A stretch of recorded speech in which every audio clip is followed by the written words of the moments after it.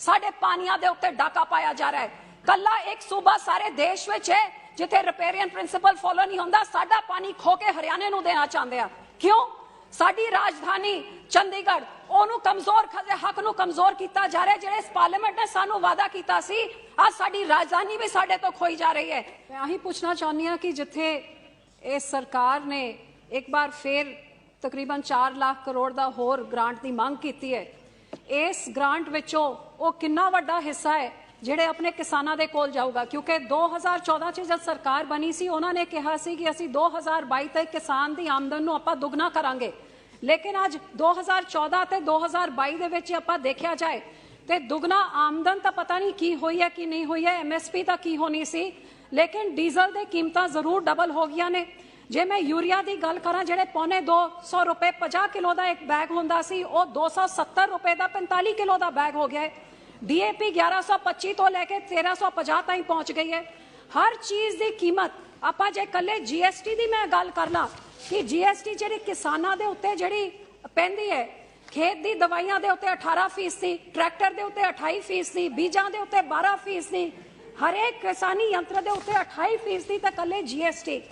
जे आपां हर चीज़ की देखी जाए, जे आज किसान नूं अपनी फसल की कटाई भी करनी है ते जे 2014 ते वो कंबाइन की कटाई वास्ते वो 800 रुपए एकड़ होंदा सी, वो 1500 च पहुंच गया, ते एक कणक वास्ते ते झोने वास्ते जिहड़ा 900 होंदा सी, वो 2000 तो भी टप गया है। सो दुगनी आमदन तो पता नहीं, लेकिन कीमतां जरूर किसान की जिहड़ी इनपुट कॉस्ट होंदी है वो दुगनी तो भी वध हो गई है। ते MSP च जिहड़ा वादा होया है, जे 2014 ते कणक 1400 सीगी, अज 2100 हैगी, जे झोना 1350 सीगा ते अज 1980 के नेड़े हैगा। कल्ले 2% इनक्रीज हुई है MSP दे उत्ते, ते 100% ते इस तो भी वध इनक्रीज हो गई सब इनपुट कॉस्ट चे। मैं आही पूछना चाहनी हाँ कि जे इन्हां चीज़ां दी आपां इन्हां चीज़ां नूं देखिए ते इस किसानी अंदोलन नूं आपां देखिए, आज मैं सरकार तो आही पूछना चाहती हाँ कि तुसीं किसानां नूं एक आश्वासन दिता सी असीं MSP लाजमी करांगे, ते स्वामीनाथन कमीशन की रिकमेंडेशन के हिसाब के नाल C2 + 50% थोड़ी MSP होगी। आज मैं सरकार तो पूछना चाहती हाँ कि वो की मजबूरी है कि लिखत ते देन के बावजूद तुसीं किसानां नूं जिस तरह की MSP स्वामीनाथन कमेटी ने कहा उन्होंने क्यों तुसीं पूरा नहीं कर रहे हो? दूजी गल, MSP जिन्हां नूं तुसीं दिता है उस MSP नूं तुसीं हरेक फसल च दिओ, ते उस फसल की प्रोक्योरमेंट में तुसीं गारंटी करन वास्ते की कर रहे हो? ते जदों तक तुसीं आ चीज़ां नहीं करोगे, फिर तुसीं 6000 रुपए किसान सम्मान निधि दे दो, फलां टिमका दे दो, लेकिन किसान थोड़े डोल्स दे उत्ते थोड़ी रहमत दे उत्ते नहीं जीना चाहता, आत्मनिर्भर बनना चाहता है, आत्म सम्मान दे नाल जीना चाहता है। वो ताही होगा जे तुसीं उन्हां नूं फसल की पूरी लागत तुसीं दोगे। वो कदों दोगे? ते ये पैसे जिहड़े तुसीं ले रहे हो इहदे विचों किसान नूं किन्ना मिलूगा? ये मैं तुहाडे तो जानना चाहती हाँ।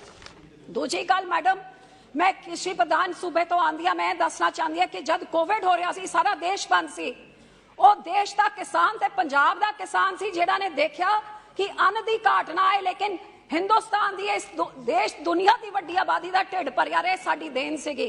लेकिन अज उस पंजाब के किसान दे नाल की हो रहा है? साडे पानियां दे उत्ते डाका पाया जा रहा है। कला एक सूबा सारे देश विच है जिथे रिपेरियन प्रिंसिपल फॉलो नहीं होंदा, साडा पानी खो के हरियाणे नूं देना चाहते हैं। क्यों? साडी राजधानी चंडीगढ़ ओनू कमजोर हक नूं कमजोर किया जा रहा है। जिहड़े इस पार्लीमेंट ने सानू वादा किया सी, आज साडी राजधानी भी साडे तो खोई जा रही है। ते होर छड्डो, साडे धार्मिक स्थानां नूं भी नहीं छड्डिया गया। जिहड़ी एक इंटर स्टेट बॉडी साडी SGPC सीगी, जद पंजाब दे टोटे टोटे करके तुसीं दूजे सूबे बना दिते सी, आज हरियाणा ने वक्फ कमेटी बना ली।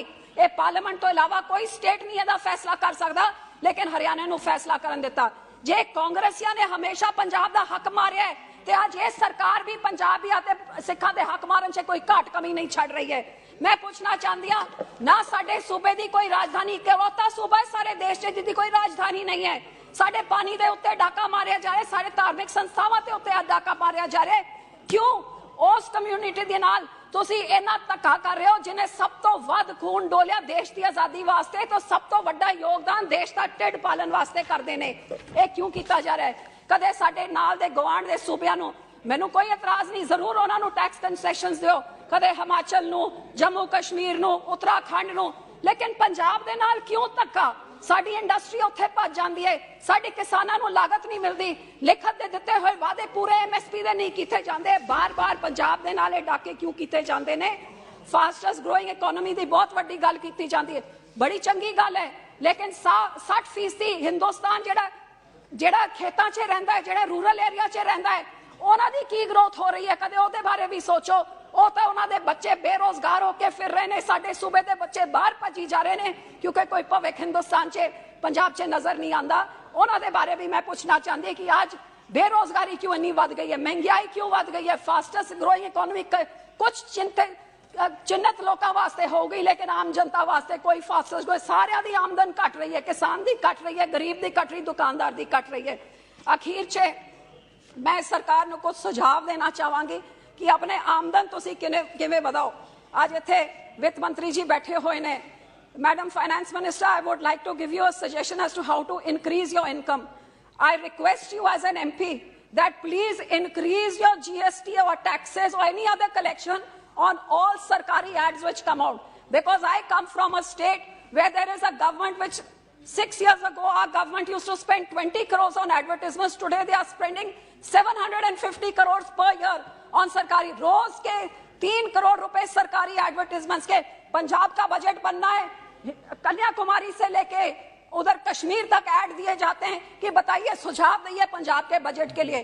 तो ये राज्यों की सरकारें, राज्यों का पैसा देश भर में अपने आप को चमकाने के। मैडम फेसबुक में जो ऐड दिए 80% पंजाब के पैसों से, आपको पता है गुजरात में 80% ऐड दिए गए पंजाब के पैसों के साथ। तो मैं मैडम को कहूंगी, ये जो सरकारी एड्स होते हैं ना, उसमें जरा टैक्स बढ़ाइए ताकि ये राज्यों की सरकारें 10 बारी सोचें, लोगों को पैसे उसे लुटाने के बजाय पंजाब के लोगों को, राज्यों के लोगों को उन पैसों का फायदा होए, हमारे बच्चों को नौकरी मिले, हमारे किसानों को अपने फसल का पूरा हक मिले, और हमारे सिखों के साथ ऐसे धक्का ना करिए कि बिल्किस बानो कहे तो बलात्कारी रिहा हो जाते हैं, लेकिन हमारे कैदी राजीव गांधी के कातिल रिहा हो जाते हैं, लेकिन 550 साल गुरु नानक देव जी के उनके पूर्व पे जो वादा किया था कि बंदी सिखों को छोड़ा जाएगा, वो 28 साल के बाद आज भी जेलों में सड़ रहे हैं। ये सरकार अपने वादे पूरे करे, किसान के साथ, सिखों के साथ और गरीबों की तरफ देखे। नहीं तो फास्टेस्ट ग्रोइंग इकोनॉमी आपके लिए बोलने के लिए होएगी, लेकिन लोगों का जो हाल हो रहा है